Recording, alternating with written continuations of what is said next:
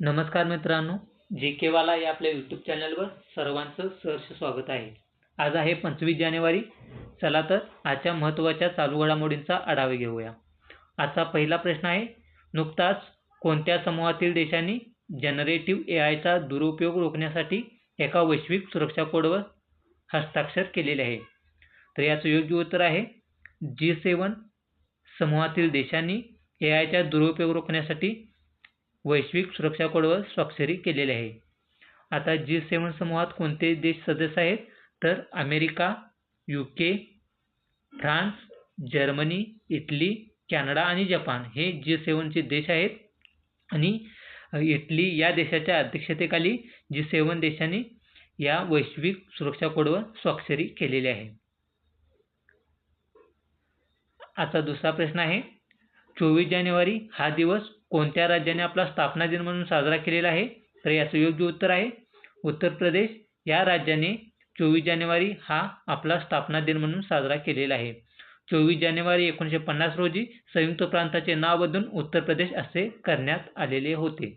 त्यामुळे आणि 24 जानेवारी हा स्थापना दिन म्हणून साजरा करण्याची घोषणा 2017 साली केली होती आणि याची अंमलबजावणी 2018 पासून झालेली आहे. म्हणजेच उत्तर प्रदेश 24 जानेवारी हा दिवस उत्तर प्रदेशचा स्थापना दिन म्हणून सुरुवात 2018 पासून झालेली आहे. आता उत्तर प्रदेशमध्ये काही महत्त्वाच्या घडामोडी बघूया. पहिला एआय नियंत्रित पॉवर ग्रिड कोणते आहे? तर लखनौ या ठिकाणी स्थापन केलेलं आहे.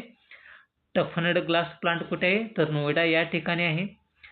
रात्रीच्या ड्युटीसाठी महिलांची संमती अनिवार्य करणारे राज्य म्हणजेच उत्तर प्रदेश हे आहे.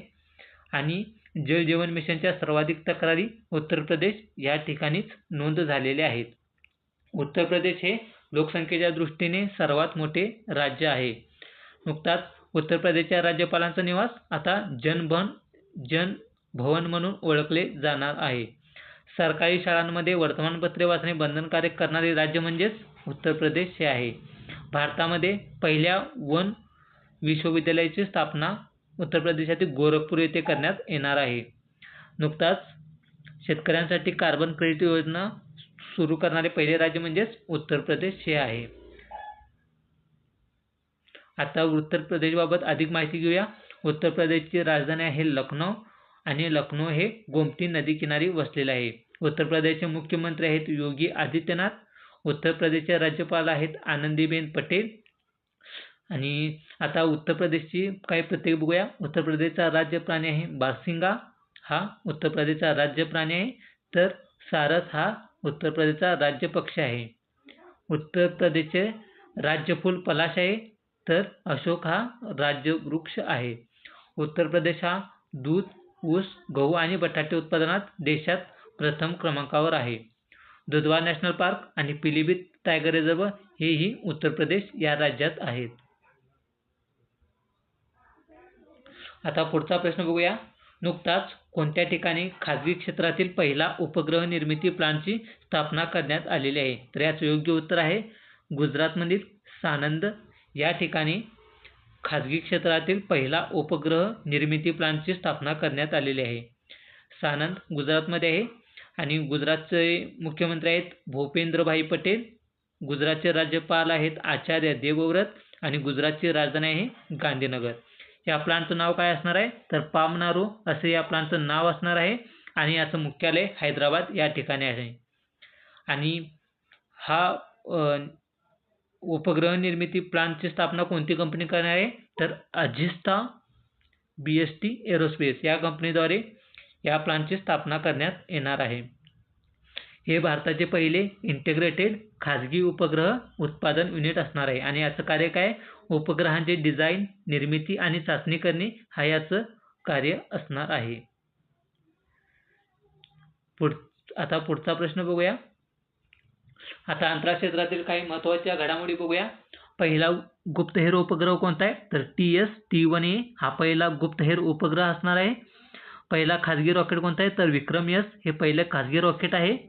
पहिले 3D प्रिंटेड रॉकेट इंजिन कुठलं आहे? अग्निलेट हे पहिले 3D प्रिंटेड रॉकेट इंजिन आहे.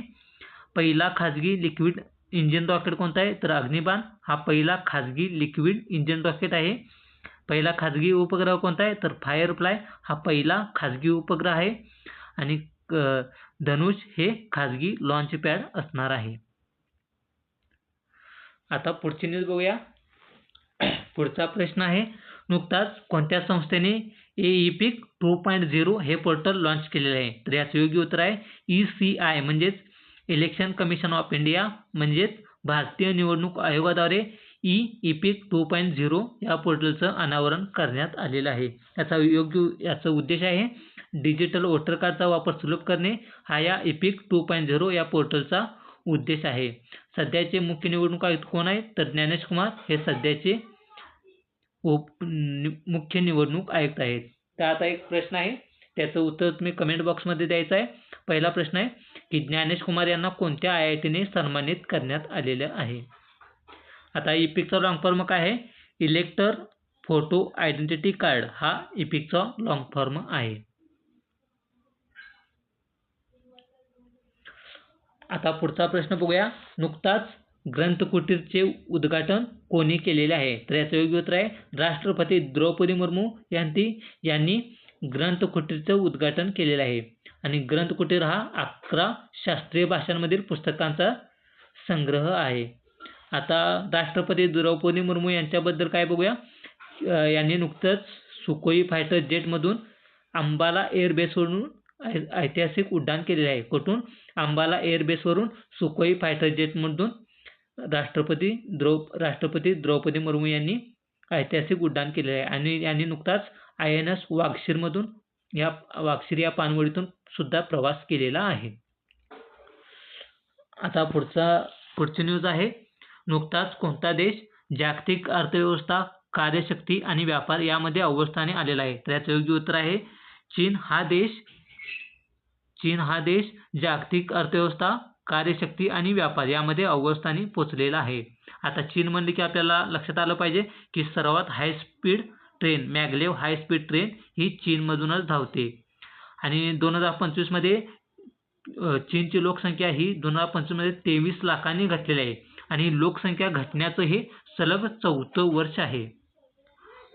काय झालंय? 2025 मध्ये चीनची लोकसंख्या 23 लाखांनी घटलेली आहे. आणि चीनबाबत काय? स्टील आणि तंबाखू उत्पादनात चीन सध्या जगात प्रथम क्रमांकावर आहे. 31 मे हा तंबाखू निषेध दिन म्हणून साजरा केला जातो. आता पुढचा न्यूज बघूया.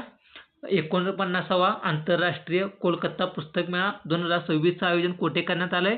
तर सॉल्ट लेक कोलकाता या ठिकाणी 49व्या आंतरराष्ट्रीय कोलकाता पुस्तक मेळ्याचं आयोजन करण्यात आलेलं आहे. आणि याचा कालावधी किती आहे? 22 जानेवारी ते 3 फेब्रुवारी या कालावधीत हा 49वा आंतरराष्ट्रीय कोलकाता पुस्तक मेळा भरणार आहे. यामध्ये फोकस देश कोणता आहे? तर अर्जेंटिना हा या पुस्तक मेळ्याचा फोकस देश असणार आहे. आणि हा मान मिळवणारा पहिला लॅटिन अमेरिकन देश ठरलेला आहे. आता अर्जेंटिनाची राजधानी काय आहे? ब्युनॉस आयर्स ही अर्जेंटिनाची राजधानी आहे. पेसो हे अर्जेंटिनाचं चलन आहे.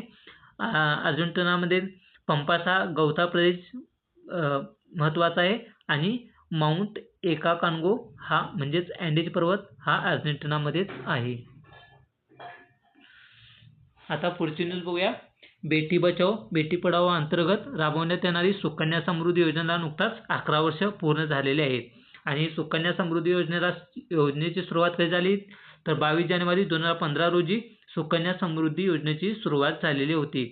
ही कोणाअंतर्गत येते? तर वित्त मंत्रालयाअंतर्गत ही योजना राबवण्यात येते. पात्रता काय? तर मुलीचे वय 10 वर्षापेक्षा कमी असावं ह्या योजनेसाठी, अशी याची पात्रता आहे. आणि कमी गुंतवणूक किती आहे? तर 250 रुपये प्रतिवर्ष किंवा किमान गुंतवणूक आहे 250 रुपये प्रतिवर्ष किंवा कमाल गुंतवणूक आहे जास्तीत जास्त 1.5 लाख प्रतिवर्ष इतका आहे. आता या सुकन्या समृद्धी योजनेचा उद्देश काय आहे? तर मुलींचे शिक्षण आणि लग्नासाठी आर्थिक तरतूद करणे हा या सुकन्या समृद्धी योजनेचा मुख्य उद्देश आहे. आता पुढची न्यूज बघूया. संशोधक विद्यार्थ्यांना आर्थिक मदत करणे व इनोव्हेशनला चालना देणे यासाठी अटल विचल अग्रगामी योजना कोणत्या राज्यानं राबवली आहे? तर याचं योग्य उत्तर आहे आसाम या राज्यानं राबवलेलं आहे. कोणासाठी? तर संशोधक विद्यार्थ्यांना आर्थिक मदत करणे आणि इनोव्हेशनला चालना देणे यासाठी अटल विचल अग्रगामी योजना आसाम या राज्याने.